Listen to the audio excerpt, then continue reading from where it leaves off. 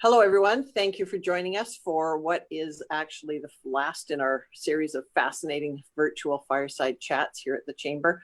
I'm Catherine Holt, the CEO of the Greater Victoria Chamber of Commerce, and I am joined today by Dave Obee, who's the editor-in-chief for the Times Colonist newspaper. Welcome, Dave. Hi there. Good to be here. I wanted to end off this series with Dave because I thought that like the Chamber, the Times Colonist has had kind of a bird's eye view of this whole COVID-19 circumstance that we have found ourselves in over the last few months.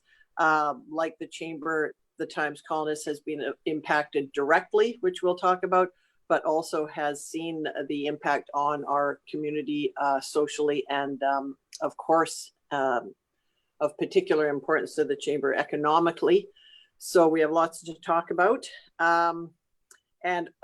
So just as a little bit of context, the Times Colonist and its predecessors have been serving Greater Victoria, the island, since 1858, which makes it one of the few organizations that is older than the Chamber itself in this region. So both of us have seen lots of interesting times come and go. So, Dave, could you start off maybe giving us some context for how you first thought we had a problem coming at us with COVID-19? When did you first think it was going to hit us hard? It was probably in late February. I was talking with some of the people I know in the business community. At the time, we were thinking, the general feeling was, the coronavirus was out there, but it might affect us in some way. It might be like SARS or whatever. We might have to worry about it a bit, but not a whole lot. But by late February and into the first week in March, I was hearing from more business people of all the tiny, tiny ways that it was affecting their business. And after a while, I realized already the supply streams or whatever, people are starting to cocoon a bit, that kind of thing. I realized it would hit us in a big, big way. So before the pandemic was announced, I started taking measures here at the Times Colonist to move people further apart, I banned meetings, large meetings in our meeting rooms, that kind of thing. But it really was the business community that was the first to alert me to the fact that there was something going on, something major happening here. So you talked a little bit about what you did early on, which was try to prevent the spread as you could with some social distancing measures. What was the biggest impact on your operation as time went on, though? By far the biggest impact that we faced was, the pandemic was declared on March 11th.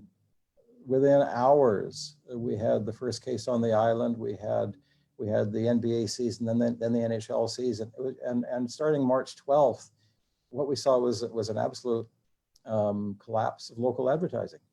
Our advertising people were busy taking phone calls and emails from advertisers canceling their ads, basically. We saw almost immediately, we had a strong January, a strong February into March. Things started to weaken in the first week because they were just the first signs of something happening. And then we went right off the cliff that weekend of March 14th, 15th. And by April, to speak a bit out of school here, our advertising revenue in April was less than a third of what it was the previous April. Just a horrendous drop, and we're coming back, but it is a very, very slow climb back. Yeah, and I think that is maybe the primary characteristic of this experience for business is that so many other economic impacts were slow to happen. You had some warning, you had some slowdown, you could see things kind of dropping over a number of months or even years. And then you found yourself in a difficult, recession or depression or something that was difficult for a business to deal with, but unprecedented in the sense that this has just been that cliff effect for everyone. No preparation time, just amazing how everything just stopped dead. It was the speed of it was breathtaking. This is a downturn like I have not seen in my career, in my lifetime, and the speed was breathtaking. On March 11th started off like any other day. By the same time on March 13th, I was writing a column to try to sort of calm some of the hysteria in town. And I did 2 columns that weekend, both devoted full pages to those columns, just trying to say, we'll get through this, we'll get through this. Because we went from calm to panic overnight. And I think we're still seeing some of that panic. We're certainly seeing the impact of that panic in the business community right now. It is hurting a lot of people. And I think that a lot of local business people are not going to survive this. And I think that's a huge shame. Yeah, and we're in a strange zone right now because we do have this lifeline of the federal rent relief and wage subsidy and some loans in some cases, and that's giving, I think, a false sense that businesses are continuing. But when those government programs end, we've got a problem. And the other problem that is emerging is we're counting on local business. In the case of certainly downtown Victoria, that relies on office workers. We're not seeing office workers come back to their offices. So if we're not going to have tourists in this town, we absolutely need those office workers. We need local people to support local businesses. That's always been true. It's never been more true than it is right now. We need to get local people out there and support and help their community because the ripple effect is real.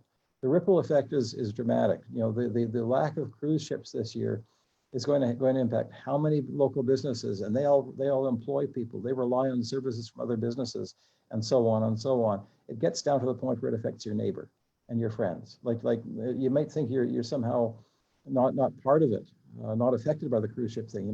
Some people are even cheering the fact that cruise ships aren't coming, but the impact on the city is going to be so dramatic. It's one of those bizarre things in that we're so careful about protecting our friends and neighbors. We wear the masks and we do social distancing and all of these other things right now to make sure that we don't spread the virus. We're willing to put ourselves out. We're willing to pay extra in order to make sure the virus doesn't spread, the coronavirus. But there's another virus that in some ways is going to be much more serious, and that's the economic virus. If we are shopping online, if we are not supporting local businesses, we might as well be coughing in the faces of our neighbors. It's the same thing. We are going to be hurting them. We're going to see more social issues developing unless we support the people in our community, and we have to do it quickly. Yes, one of the best indicators of physical and mental health is economic health as an individual and as a community. And man, Victoria was booming. Like you said, so many businesses said their January, February, and first part of March were amazing this year. And it was for you, it was for the chamber, it was, I think, for the town as a whole. And we were looking at, we were calling it the return of the roaring 20s from the 1920s that were very, very economically successful. And so, this impact has taken away that robust good health that we've had economically, and it does have an impact in every other aspect of life. So, yeah, you are talking about supporting your friends and neighbors, as you said, economically, but that leads to just a healthy community overall. Absolutely. Like we've written some things that about the link between a healthy economy and a healthy community. A strong economy is one of the best indicators of health, of physical, emotional health. We've written some things on that, and I've had some very, very harsh responses from readers. One person said that Obee would love to exterminate all the old people, just so his business buddies can keep on making money. That is not at all the point. It's totally missing the point. The people who are most seriously affected by an economic downturn are the ones at the lower end. They're the ones we have to watch out for right now. Yes, absolutely. So the Times Colonist did step up in a big way, as you have in many ways. I mean, first of all, at some point, I want you to talk about just the importance of newspapers in a community, in an economy, because I know you live it and breathe it, but not everybody focuses on the importance of a newspaper, especially kind of a history. I think of you guys as the history keepers of our region. So I want to hear you talk about the importance of newspapers, but also what role you played specifically as the Times Colonist to try to contribute during this circumstance. At the start, one of the roles of a newspaper, one of the roles of a responsible local media outlet of any sort is to, in some ways, calm hysteria. If things are starting, if people are starting to get panicky, we should be there as sort of the voice of reason to say, we'll get through this, we'll work together, we'll get through this. And I thought at the start, that was one of the most important things to do, was just say, hey, we've had downturns before, not like this, but we have survived every other downturn. We can make this, we can make it work. And I did 2 columns in that first weekend, unprecedented for the publisher of a newspaper to do 2 back-to-back columns and devote a full page to each one, just trying to get the message across that, hey, this is tough, we can do it, we can do it. And I think that's a very important message to get out there. And those columns led to a phone call from Robert Jall. And one of the most remarkable conversations I've had, he phoned to say, there's got to be something we can do. And that led to the creation of the Rapid Relief Fund. It was basically Robert's idea, but we have the big megaphone. We were able to get the word out there. So we also got a hold of the Victoria Foundation, got them involved. We raised $1 million for those who've been affected by the downturn in the first 36 hours. We raised $6 million overall, a phenomenal amount, and that's unmatched anywhere else in the country. We did that because there's some people here who care deeply about the community, and the Jall family, of course, is well known for its interest in a healthy community. I think it's very important for a newspaper to be providing leadership at different times, and this is one of those times. And sometimes that leadership comes in different ways. We've published 4 times now a full page heart flag that you can put in your window. You clip out, put in your window. And it costs us money to do that at a time when we're not making money. But I think it's vitally important for us to be doing this kind of thing for the community. And I felt, the day after the flag first appeared, I drove around just looking for it in windows, and I was amazed in some areas to see like 4 to 5 houses had that flag. It was just, it was great to see that. We've replaced the traditional crest on our masthead with a heart flag, just in support of health workers. We're doing whatever we can. We've put Adrian Rayside's cartoons on the front page, especially on weekends, just to sort of, get away from the usual sort of routine coverage of this kind of thing. What we're getting from those briefings that are done every day, it's sort of new cases, new deaths, how many in hospital. It's the statistics. And at a certain point, it's the same as a sports scoreboard page, to be honest. It's interesting as far as it goes, but whether we have 138 deaths or 139, what does that matter? It's the impact of this whole thing that really, really matters to everybody, that we shall be looking at. The impact on our lives, how much our lives have changed because of this, and what we can do to get through this, and how we can help each other get through this. So that's the Times Colonist as a community leader and as a business, but you are also journalists at the Times Colonist. How has all of this affected your ability to actually do the job of journalism? It's much tougher now than it has been in my entire career, I'll simply put, because it is tougher to get out. We can't go to events the way we used to. A lot of events that we would have covered have been canceled. When there are no public hearings at the local city hall, that kind of thing, that affects us. No concerts, no sports events, and that kind of thing. It also has allowed, in some ways, it's made it easier for politicians and government officials to avoid serious questioning. Something as simple as the health briefings, as an example. I don't call them press conferences. They're not press conferences.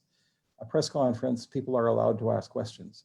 When the people who are asking the questions are determined by the government, and then they're allowed only one question, cannot follow up their question, cannot ask another, and if you do ask a nasty question, are you going to be asked ever again?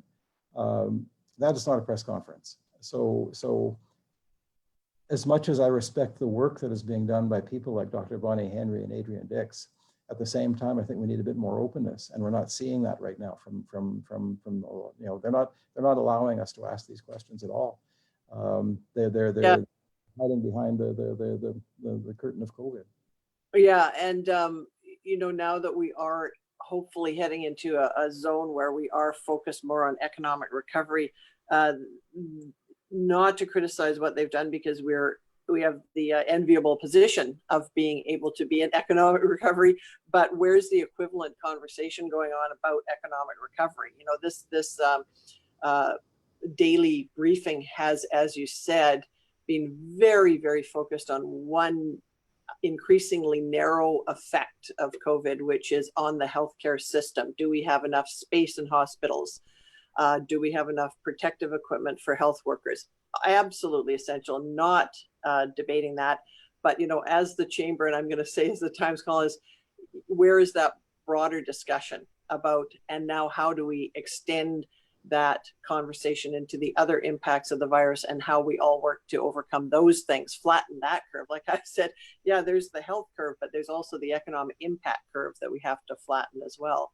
We should have a daily briefing every day, you know, on the economy. We should have something on the social situation, because again, you know, hate to restate it, but the economic health is a huge driver in physical and emotional health. It is. I know many people who are fairly well, you know, they're smart people, they're educated people, you would think they're well balanced people, and they're telling me they're not sure how much longer they can take this. You know, Or they're not even getting out of their house. Some people I know proudly say they haven't left their house in 6 weeks, and that's not healthy. You know, that's a problem. We have to get beyond this kind of thing, and we have to realize the fact and recognize the fact that there are huge dangers in sort of the continual lockdown and so on. And I know there hasn't been a proper lockdown here in BC, but people have taken it that way. They voluntarily, you know. Never before have so many healthy people been put in quarantine, you know, and I think that by the time this ends, we'll have a lot more unhealthy people as a result of that. Yeah, and you know, I think Bonnie Henry has been trying to walk a fine line, and she will be the first to say that she hasn't been extreme in her requirements, including an absolute quarantine on the population or lockdown. You know, businesses were never told to shut. It was, you always can continue as a business if you can operate in a safe fashion. So she was walking a fine line there, and I think she, you know, just in that she was just in the New York Times as this iconic figure who has managed the situation very well, which of course she has. But you know, she was talking about all of those effects of the more extreme you get in your response, the more extreme the consequences to the virus that you're trying to control. So I think Bonnie Henry is the person we needed. You know, she was here at just the right time. It was great to have her, and I've known Adrian Dix for 20 some years. Adrian, I think, has done a great job as well. I'm really, you know, quite happy and quite proud of that. What we need, however, is someone else, someone to speak about the non-health issues and to sort of have a voice in that as well.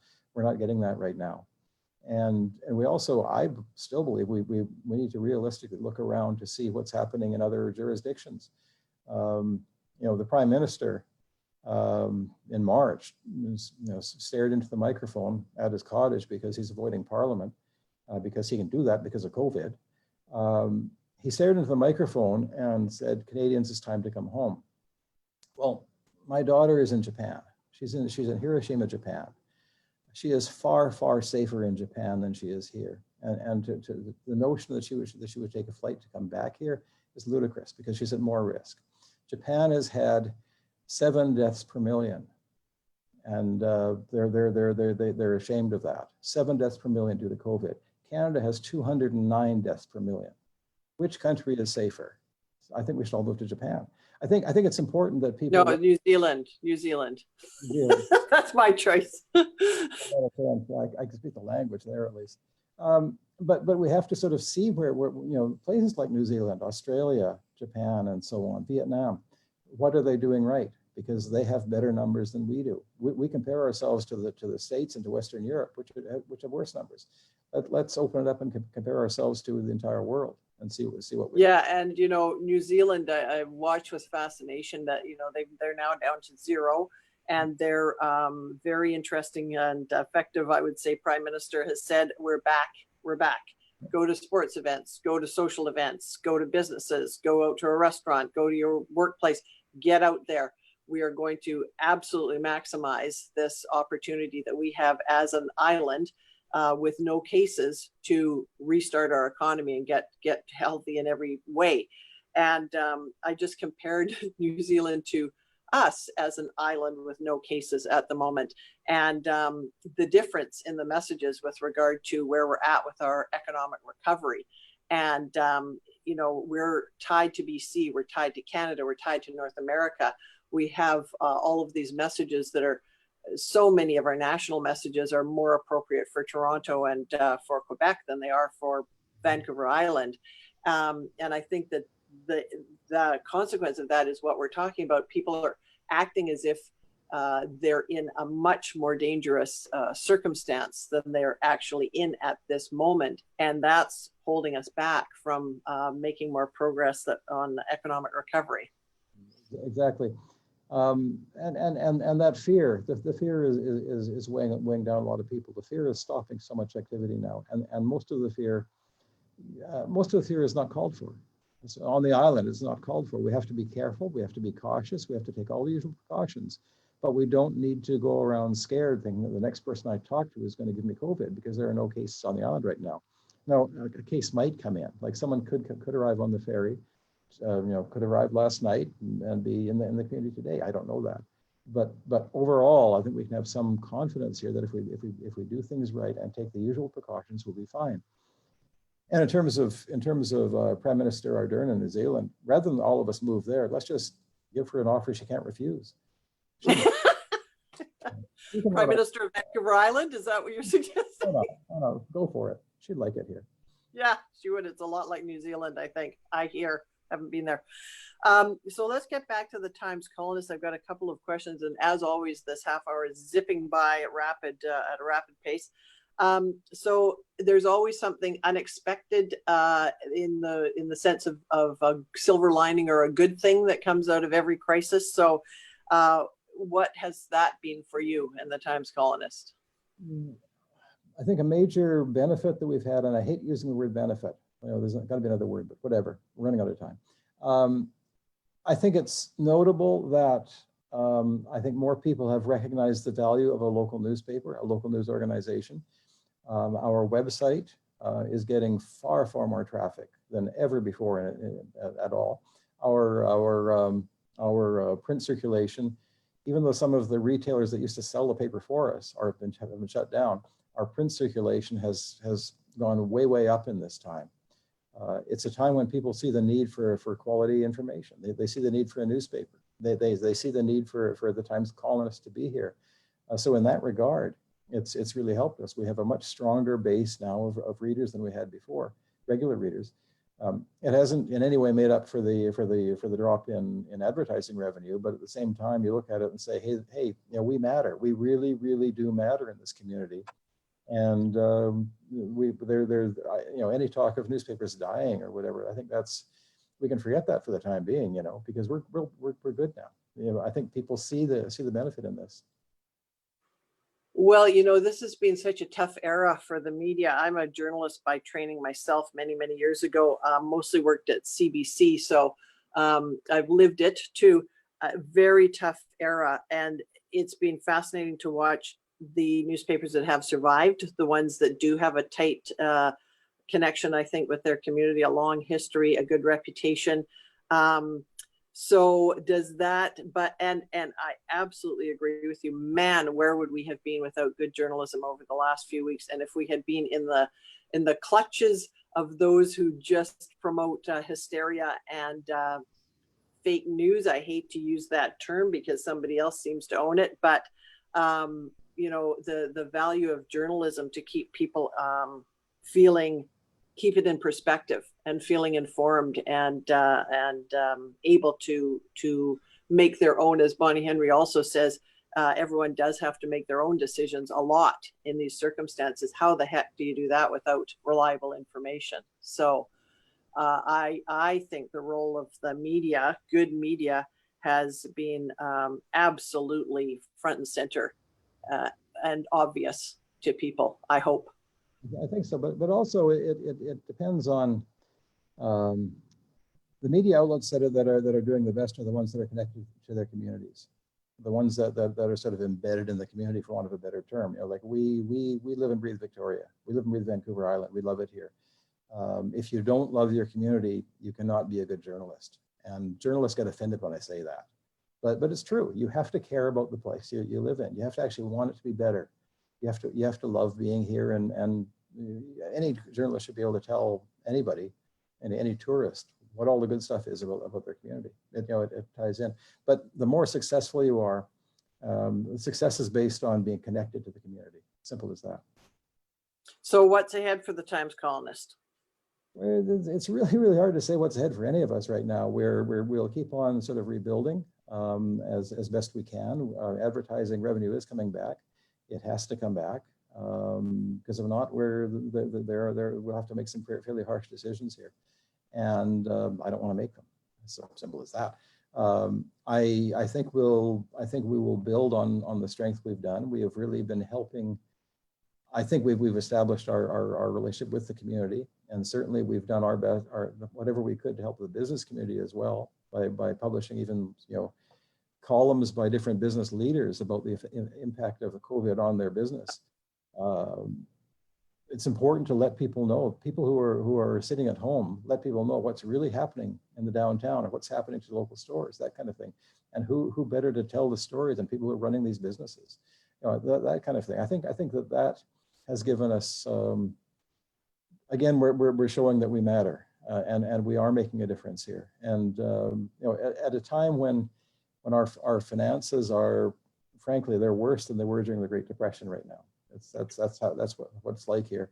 But we can't quit. We cannot afford one day without publication. We have a duty to the community to keep on doing this, and keep on doing it to the best of our ability. And that should give us a strong future.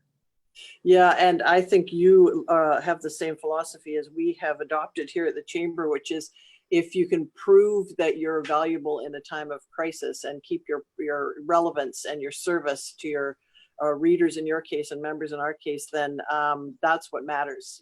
It's everyone can do good things in good times, but if you can do good things and help people in bad times, that's when they're actually going to hopefully recognize your usefulness to them and support you when things are better. I think that actually applies not just to the Chamber and the Times Colonist, et cetera. That applies to every business out there. The businesses that are providing good service now, that are respecting customers right now, that have brought in the necessary protocols and so on, and are still providing good service, they're the ones who will survive. The ones who have reacted badly to the COVID and are panicking, they are in more trouble. I want to deal with a company that's working properly, and so right now this is a time any business can do a good job when can be a success when things are booming. The businesses that are successful now will be the ones that are actually working hard to get the support of the customers.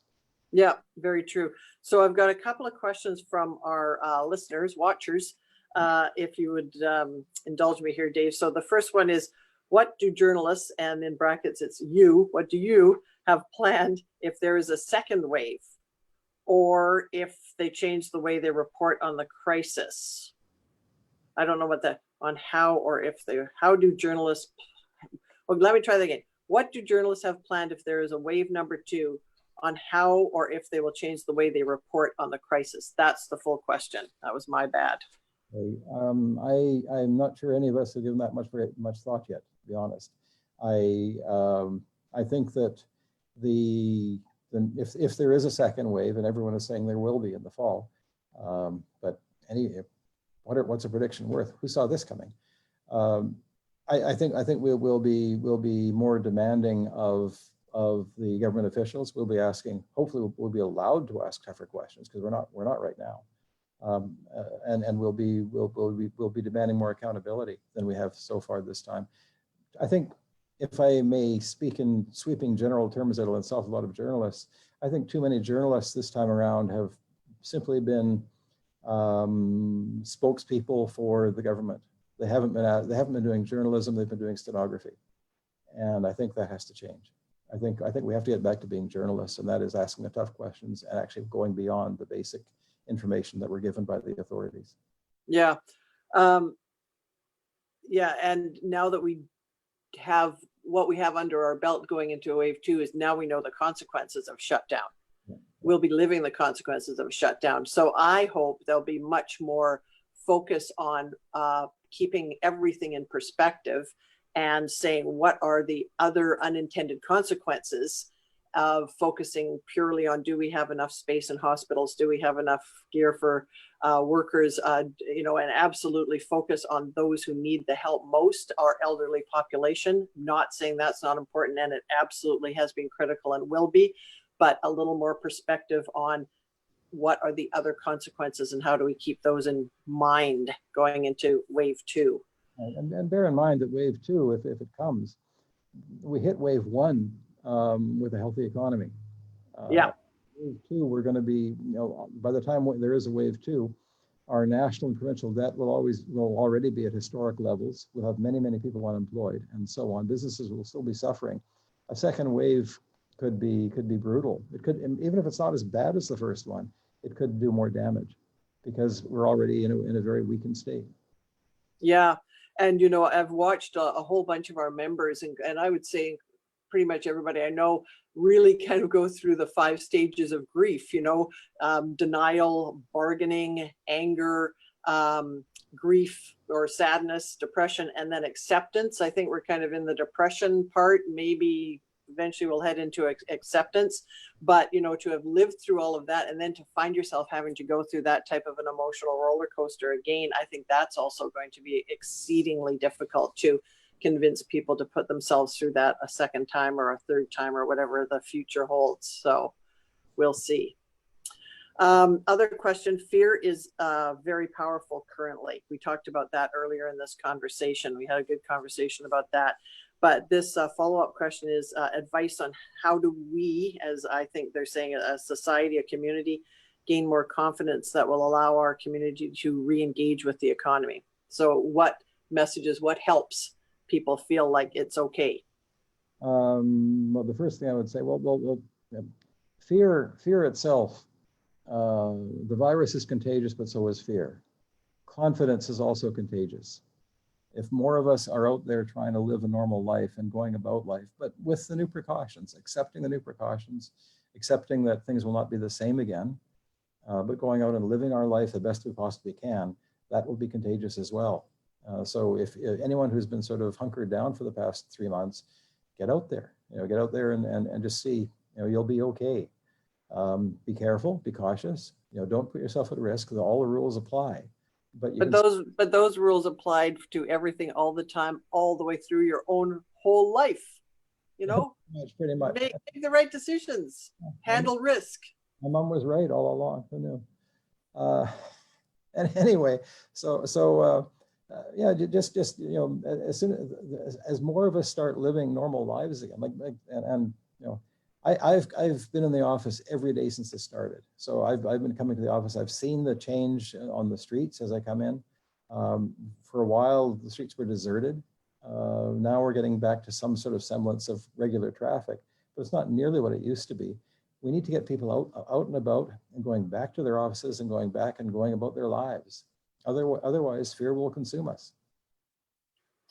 Okay, well, that is a very down note to end on, and I would like to end on an up note if possible. So I would just like to say thank you very much to the Times Colonist for sticking it out, for being there. And the other personal note I wanted to acknowledge is that I have been very disappointed that the Chamber's Business Awards did not go ahead in May this year, as they have for many years. It's a fabulous event.